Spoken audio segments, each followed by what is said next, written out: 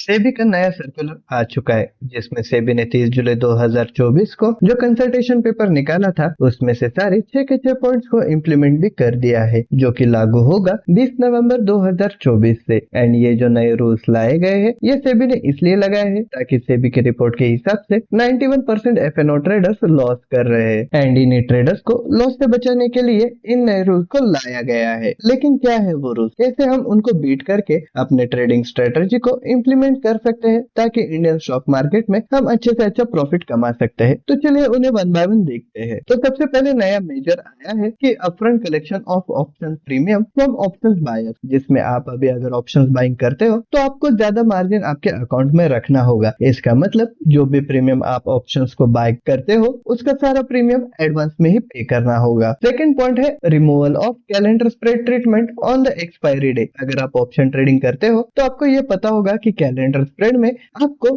Margin मिलता है जिससे आप ज्यादा से ज्यादा लॉट में ट्रेड कर सकते हो, बट अभी से ये मार्जिन भी बंद हो जाएगा अगर आप एक्सपायरी के दिन अपनी पोजीशन कैलेंडर स्प्रेड में बनाते हो तो। थर्ड पॉइंट है intraday monitoring of positions limit. यह ब्रोकर के लिए होगा जिसमें आपके इंट्राडे की पोजीशंस को मॉनिटर किया जाएगा एंड अगर कुछ ज्यादा ही वोलेटाइल मार्केट होता है एंड अगर आपके पास कैपिटल नहीं है तो ब्रोकर भी आपकी पोजीशंस को काट सकता है। लेकिन ये 3 पॉइंट्स आपकी ट्रेडिंग पर ज्यादा इंपैक्ट नहीं करते हैं, लेकिन जो आगे के 3 पॉइंट्स है ये काफी क्रूशियल है आपके एफएनओ ट्रेडिंग के लिए, जिसमें फोर्थ पॉइंट है contract size of index derivatives. अभी सेबी का कहना है कि वो कॉन्ट्रैक्ट साइज को 15 से 20 लाख तक का करने वाले हैं। लेकिन सबसे पहले मैं आपको ये बता देता हूँ कि ये कैलकुलेट कैसे होता है। तो मान लो अभी निफ्टी चल रहा है 25,000 के आसपास एंड लॉट साइज है 25। अभी अगर आप कैलकुलेट करोगे कि 25,000 इंटू 25 तो होता है 6,25,000 एंड यही आपका कॉन्ट्रैक्ट साइज होता है। बट यही अगर कॉन्ट्रैक्ट साइज कम से कम 15 लाख की भी हम कंसिडर करेंगे तो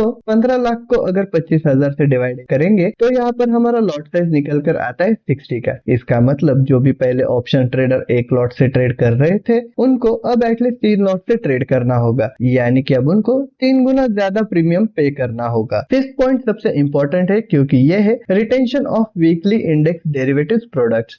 अब तक जो हर वीकली एक्सपायरी होती थी वो अब बंद हो चुकी है। अब हर एक एक्सचेंज की वीक में एक ही एक्सपायरी होगी, यानी कि हमारे पास अभी 2 एक्सचेंज है, एक है एनएससी एंड एक है बीएससी। तो अब हमें वीक्स में सिर्फ 2 ही एक्सपायरी देखने को मिलने वाली है एंड बाकी सारे इंस्ट्रूमेंट्स में मंथली एक्सपायरी कंटिन्यू रहेगी। लेकिन ये एक्सपायरी कौन से इंस्ट्रूमेंट्स में होगी ये अभी तक कुछ क्लियर नहीं है। फिर सेबी के मेजर्स का लास्ट पॉइंट है increase in tail risk coverage on the day of options expiry, जिसमें अभी ऑप्शन सेलर को 2% की मार्जिन रखकर ट्रेड करना होगा। इसका मतलब अगर आप 10 लाख से ट्रेड कर रहे हो तो आपके अकाउंट में एटलीस्ट 12 लाख होना जरूरी है। सेबी के अकॉर्डिंग ये रूल हाईली वोलेटाइल मार्केट में होने वाले लॉसेस को कंट्रोल करने के लिए लाया गया। तो ये वो 6 पॉइंट्स थे, लेकिन इन सभी पॉइंट्स में से यहाँ पर आप देख सकते हो कि collection of option premium from buyer and removal of calendar treatment on the expiry day ये लागू होने वाला है 1 फरवरी 2025 से। तो intraday monitoring of position limit ये इम्पोज होगा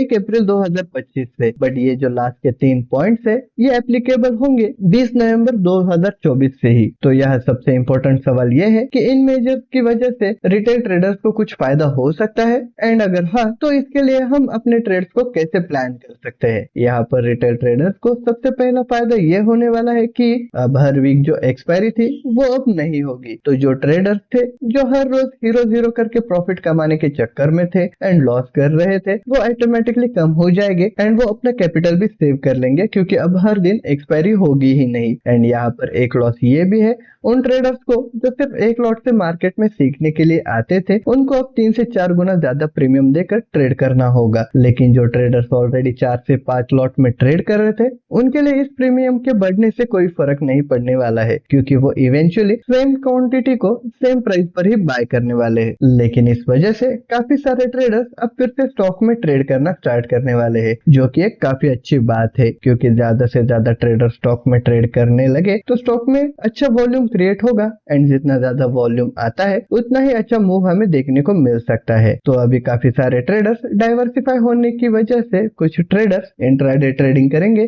तो कुछ ट्रेडर्स स्विंग ट्रेडिंग करेंगे, जिस वजह से ट्रेडर्स की रिस्क भी कम हो जाएगी एंड वो एक अच्छे प्रॉफिट्स में भी ट्रेड कर सकते हैं। लेकिन अगर आप एक ऑप्शन ट्रेडर है एंड आपको ये नहीं पता है कि स्विंग ट्रेडिंग के लिए सबसे अच्छे स्टॉक को कैसे ढूंढते हैं, तो आप हमारा ये वीडियो देख सकते हो जिसमें हमने ये बताया है कि स्विंग ट्रेडिंग के लिए स्टॉक सिलेक्शन कैसे करते हैं। एंड अगर आप स्विंग ट्रेडिंग करते हैं तो आपको ये समझ आएगा कि यहाँ पर ज्यादा या फिर रोज ट्रेडिंग करने से नहीं बल्कि सही ट्रेड लेने से काफी ज्यादा फायदा होता है। अगर आप मंथली 2 से 3 भी ट्रेड करते हो तो भी आप मंथली 5 से 10% का कैपिटल गेन आराम से कर सकते हो। यहाँ पर काफी सारे ट्रेडर्स है जो डाइवर्सिफाई कर सकते हैं फॉरेक्स या फिर क्रिप्टो करेंसी में भी, क्योंकि वहां पर अभी भी मार्जिन काफी ज्यादा मिलता है as compare to Indian stock market. लेकिन अभी 20 नवंबर तक तो ऐसे ही ट्रेडिंग चलेगी जैसे अभी तक चल रही थी। अब 20 नवंबर के बाद क्या होगा ये आगे ही पता चलेगा। होप सो ये वीडियो आपको इंफॉर्मेटिव लगी हो एंड अगर आप सीखना चाहते हो कि स्विंग ट्रेडिंग कैसे करते हैं तो आप हमारी स्विंग ट्रेडिंग की कंप्लीट प्लेलिस्ट देख सकते हो जिसमें हमने बेसिक से सारी चीजें समझाई है। एंड ये वीडियो अगर आपको अच्छा लगा हो तो लाइक जरूर कर देना, अपने ट्रेडर दोस्तों के साथ भी शेयर कर देना। आपका कोई सवाल हो तो आप हमें कमेंट्स में पूछ सकते हो एंड आगे की लर्निंग वीडियोस के लिए चैनल को जरूर सब्सक्राइब भी कर देना। मिलते हैं अगले लर्निंग वीडियो में,